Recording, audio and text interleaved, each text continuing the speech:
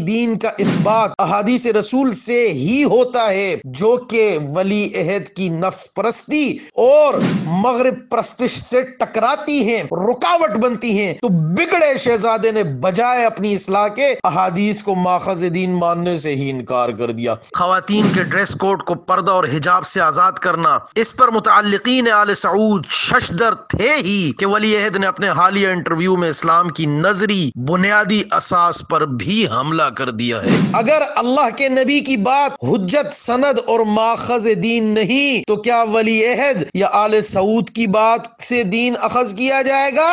شیخ جامعہ کی خدمت عالیہ میں عرض ہے کہ فکری جمود فقہی آراء سے نہیں بلکہ مغرب کی غلامی سے پیدا ہوتا ہے۔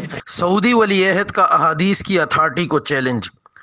یا رسول اللہ وقدوتنا لن ندع الغر۔ سعودی ولی عہد بڑی تیزی سے سعودیہ کی اسلامی شناخت اور مذہبی تشخص کو بدل رہے ہیں۔ انہوں نے جہاں سعودی عرب کی تہذیبی ثقافتی شاعر کو جس سرعت سے تبدیل کرنے کی جانب قدم اٹھایا ہے، وہ سعودیہ سے متعلق کئی جماعتوں اور لوگوں کے لیے حیران کن ہے۔ لاو و لعب کی کثرت، موسیقی اور مخلوط کنسرٹس، خواتین کے ڈریس کوڈ کو پردہ اور حجاب سے آزاد کرنا، اس پر متعلقین آل سعود ششدر تھے ہی کہ ولی عہد نے اپنے حالیہ انٹرویو میں اسلام کی نظری بنیادی اساس پر بھی حملہ کر دیا ہے۔ سعودی ولی عہد محمد بن سلمان نے گزشتہ دنوں العربیہ ٹی وی کو انٹرویو میں کہا کہ حدیث رسول صلی اللہ علیہ وآلہ وسلم ماخذ دین نہیں ہے۔ انہوں نے کہا کہ خبر واحد بلکہ خبر متواتر تک کو سورس آف لا نہیں بنایا جا سکتا۔ ان کا کہنا ہے کہ قرآن سے صراحت کے ساتھ کسی باب میں حکم موجود ہو تو ہو یا سنت متواترہ ہو تو ٹھیک، وگرنہ اجتہاد کے ذریعے معاملات طے کیے جائیں گے۔ ولی عہد نے یہ کوئی نئی بات نہیں کی بلکہ انہوں نے ماضی کے گمراہ اور حال کے مغرب پرست فرق باطلہ کا چبایا ہوا نوالا ہی اگلا ہے، جو وہی پر عقل کو ترجیح دیتے ہیں۔ دین اسلام قرآن اللہ کے نبی صلی اللہ علیہ وآلہ وسلم کو دے کر بھیجا گیا ہے۔ اگر اللہ کے نبی کی بات حجت سند اور ماخذ دین نہیں تو کیا ولی عہد یا آل سعود کی بات سے دین اخذ کیا جائے گا؟ چونکہ سعودی روایتی علماء حق ولی عہد کے گمراہ کن اقدامات پر احادیث مبارکہ سے نکیر کر رہے تھے اور عوام الناس کو اصلی دین سے جوڑے ہوئے تھے، تو محمد بن سلمان نے عوام میں اپنے سیکولرانہ ملحدانہ افکار کو قابل قبول بنانے کے لیے احادیث کی اتھارٹی ہی کو چیلنج کر دیا کہ نہ رہے بانس نہ بجے بانسری، چونکہ فطری اصلی دین کا اثبات احادیث رسول سے ہی ہوتا ہے، جو کہ ولی عہد کی نفس پرستی اور مغرب پرستش سے ٹکراتی ہیں، رکاوٹ بنتی ہیں۔ تو بگڑے شہزادے نے بجائے اپنی اصلاح کے احادیث کو ماخذ دین ماننے سے ہی انکار کر دیا۔ ایک تو کریلا، اوپر سے نیم چڑھا۔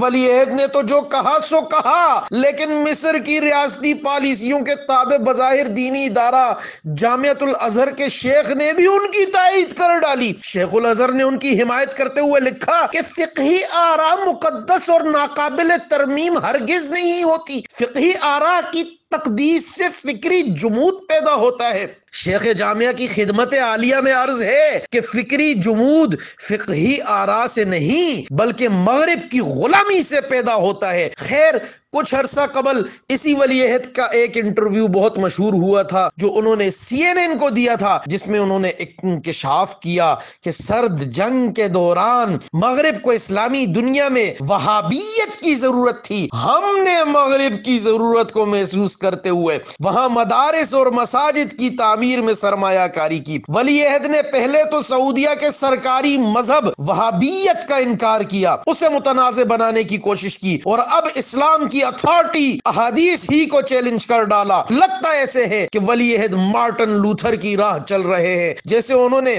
ہر کس و ناکس کو اجتہاد کا حق دے کر عیسائیت کی بربادی کا بیج بویا تھا۔ ولی عہد شہزادہ محمد بن سلمان بھی اپنے تئیں کوشش کر رہے ہیں۔ اس کے لیے انہوں نے ماڈریٹ اسلام کی بات کی ہے۔ انہوں نے اپنے ایک اور خطاب جو انہوں نے 24 اکتوبر 2017 کو بین الاقوامی کانفرنس سے خطاب کرتے ہوئے کہا تھا کہ ہم اپنے اسی تشخص کی طرف لوٹ رہے ہیں جو کبھی ہماری پہچان تھا، یعنی ایک میانہ رو یا ماڈریٹ اسلام جو دنیا کے کسی مذہب یا کسی روایت کے لیے اپنے دروازے بند نہیں کرتا۔ ولی عہد صاحب، مسلمانوں کا تشخص ماڈریٹ اسلام نہیں بلکہ اصل اسلام جو احادیث نبویہ میں بیان ہوا ہے وہ ہے۔ سعودیہ سے ایمان کا رشتہ ہے اور ایمان کی وہی تعبیر معتبر ہے جو احادیث میں بیان ہوئی، صحابہ تا اسلاف امت نے متوارث بیان کی۔ اطلاعات کے مطابق سعودی عرب میں علماء حق کو گرفتار کیا جا رہا ہے اور درباری علماء یا درباری ملا کو ابھارا جا رہا ہے۔ 6 نومبر 2017 کے ڈان کراچی میں شائع ہونے والی ایک خبر کے مطابق انتہا پسندانہ متن یعنی ایکسٹریمسٹ ٹیکسٹ کی روک تھام کے لیے اسلامی سینٹر قائم کیا گیا ہے جو بتائے گا کہ کون سی حدیث مستند ہے اور کون سی حدیث مستند نہیں۔ اب ظاہر ہے کہ ولی عہد کی ڈکٹیٹرشپ میں درباری سرکاری متجدد اسکالرز کیا اسلام کی روح کے مطابق استناد اور عدم استناد کا فیصلہ کریں گے، یا ولی عہد کی خوشنودی اور خواہش کے مطابق بہر کے تاریخ میں کئی ایسے لوگ آئے اور اس وقت کئی موجود بھی ہیں، معتزلہ سے لے کر جاوید احمد غامدی تک، جو احادیث کے بارے میں شکوک و شبہات پھیلاتے ہیں لیکن امت کے اجتماعی ضمیر نے انہیں رد کر دیا ہے اور وہ قصہ پارینہ بن چکے ہیں۔ شہزادہ آل سعود کی یہ ریاستی کوششیں بھی رائے گاں جائیں گی اور امت حفاظت احادیث کا فریضہ انجام دے گی اور مسلمان انہی احادیث سے ہدایت پاتے رہیں گے۔ دیکھتے رہیے زوم میڈیا۔